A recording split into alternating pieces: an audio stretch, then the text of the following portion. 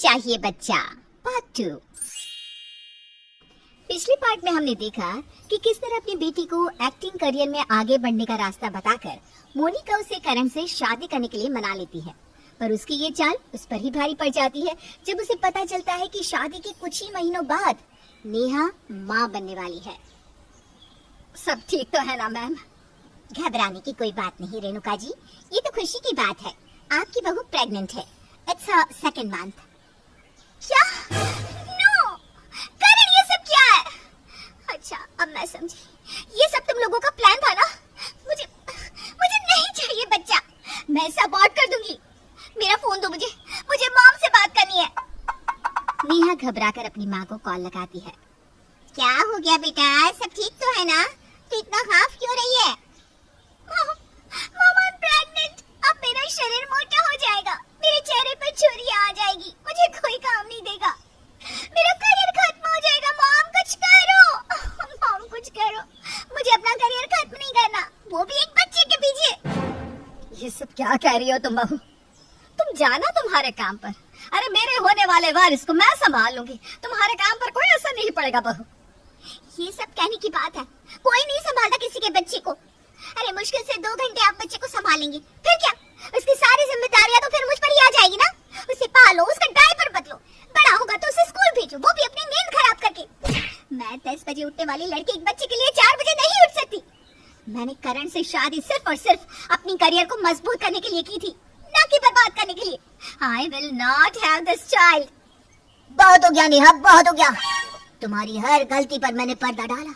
Mummy ने तुम्हें अपनी बहू नहीं बेटी से भी बढ़कर समझा, सारी आजादी दी। इस दिन के लिए बिल्कुल भी नहीं। ये बच्चा सिर्फ तुम्हारा ही नहीं मेरा भी है, तो दिमाग में ये गार्ड बांध लो कि मेरी मर्जी के खिलाफ जाकर तुम कुछ भी नहीं कर सकती, समझी? ठीक है, मैं अपनी माँ को अपने ससुराल बुला लेती हूँ। ये सब क्या है दामाद जी, आप ऐसा क्यों कर रहे हैं? मुझे तो आप बड़े ही भले लगे थे, पर आपने भी वही किया ना। जितना अच्छा पति मैं बन सकता था मैं बना। अब मेरा फर्ज अच्छे बाप बनने का है, और इस फर्ज से करण तो पीछे नहीं हटने वाला। बाकी आप देख लीजिए, और अगर आपको समझाना ही है तो अपनी बेटी को समझाइए। मम्मा देखो ना, ये सब क्या हो गया? मेरा करियर मम्मा। मैंने कहा था नेहा, तुम्हें माँ बनने की कोई जरूरत नहीं है, मैं तुम्हें कभी फोर्स नहीं करूंगा। मैं भी तुम्हारे करियर में तुम्हारी मदद कर ही रहा था, पर अब अगर भगवान ने ही हमें माँ बाप बनने का मौका दे दिया है तो मैं इस नन्ही सी जान को मार तो नहीं सकता। और मैं क्यों बोल रहा हूँ नेहा, वो बच्चा तुम्हारे अंदर है, उसे महसूस करो। तुम माँ बनोगी ना तो वो अपने नन्हे हाथों से तुम्हें छुएगा, तुम्हारे आसपास घूमेगा। माँ बनना सबसे अद्भुत एहसास होता है नेहा। अपने करियर पर फोकस करने के जुनून में तुम इतनी बड़ी गलती करने का कैसे सोच सकती हो? अरे हम है ना, हम संभाल लेंगे बच्चा।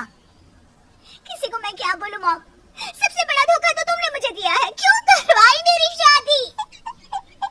अगर तुझे लगता है कि ये सब मेरे कारण हुआ है तो इसका समाधान मैं ही करूंगी। अरे कर ले अबॉर्ट बच्चा, देखती हूँ मैं कौन क्या करता है। कोर्ट भी बच्चे पर पहला हक उसकी माँ का ही मानती है, बाप का नहीं। तो दामाद जी, अगर आपको इस बच्चे पर हक चाहिए तो जाकर कोर्ट से मांगिए।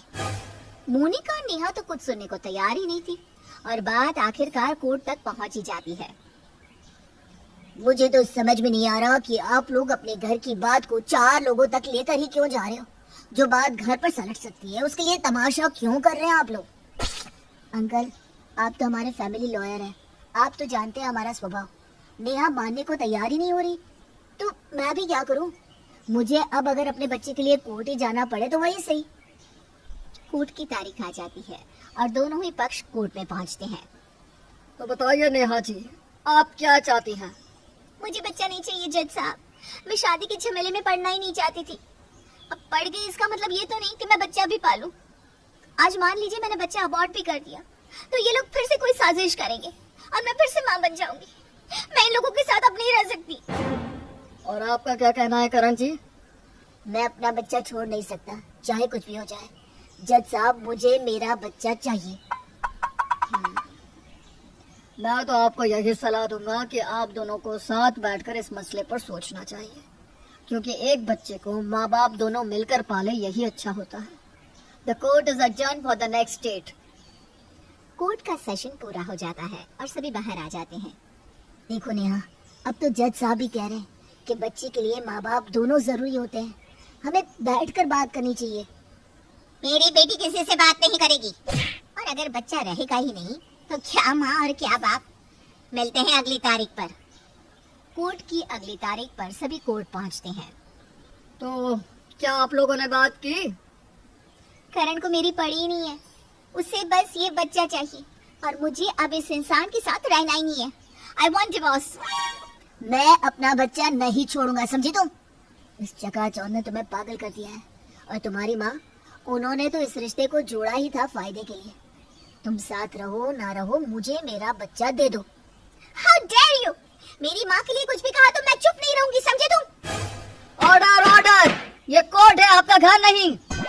दोनों पक्ष की दलीलें सुनने के बाद कोर्ट इस नतीजे पर पहुंची कि जब तक बच्चा ना हो, नेहा अपने पति करण के साथ ही रहेगी, और बच्चा होने के बाद वो डिवोर्स के साथ साथ एलिमनी का अमाउंट भी अपने पति से ले सकती है। कोर्ट अपना फैसला सुना देती है और नेहा अपने ससुराल वापस लौट आती है। ये लो बहू दूध, बच्चे की सेहत के लिए अच्छा रहता है। अरे मुंह मत बनाओ बहू, कुछ महीने की बात है, और ये दूध मैं तुम्हें नहीं, तुम्हारे होने वाले बच्चे को पिला रही हूँ। नेहा और करण यूं तो एक ही कमरे में रहते, पर अब दोनों के बीच में बातचीत पूरी तरह बंद हो चुकी थी। सुबह उठते ही करण अपने काम पर चला जाता और शाम को लौटता। इसी तरह 4 महीने बीत जाते हैं और धीरे धीरे नेहा का वजन बढ़ने लगता है। नेहा खुद को शीशे में देखकर सोचती है, ओह गॉड, इतना वेट, कम से कम 10 किलो तो वजन बढ़ ही गया है मेरा। न जाने कब इस झंझट से मुक्ति मिलेगी। बस 3 महीने और फिर मैं आजाद हो जाऊंगी। वैसे मेरे चेहरे पर कुछ अलग ही चमक दिख रही है, मानो मैंने बहुत सारा मेकअप किया हो, जबकि मैंने कुछ किया ही नहीं है। रात के वक्त नेहा अपना फोन चला रही होती है और करण लैपटॉप पर काम कर रहा होता है। तभी अचानक नेहा को अपने पेट में कुछ महसूस होता है। मेरा पेट! तुम ठीक तो हो ना नेहा? पेट में कुछ हुआ क्या? दर्द हो रहा है? डॉक्टर के पास चले क्या? नहीं, गुदगुदी हुई, ऐसा लगा जैसे किसी ने अंदर से मुझे मारा। ऐसा कैसे हो सकता है? तुम्हें भ्रम हुआ होगा। फिर हुआ। मैं सच कह रही हूँ करण, अपना हाथ ला, मैं तुम्हें महसूस करवाती हूँ। करण नेहा के पेट पर हाथ रखता है और बच्चा अंदर से लात मारता है। मैंने सुना है कि बेबी अपनी माँ को किक करता है। क्या ये किक कर रहा है नेहा? बहुत अजीब सा महसूस हो रहा है करण मुझे। कई दिनों बाद आज नेहा और करण एक दूसरे के साथ किसी तीसरे को महसूस कर रहे थे। आने वाला बच्चा भी अपने काम पर लग गया था।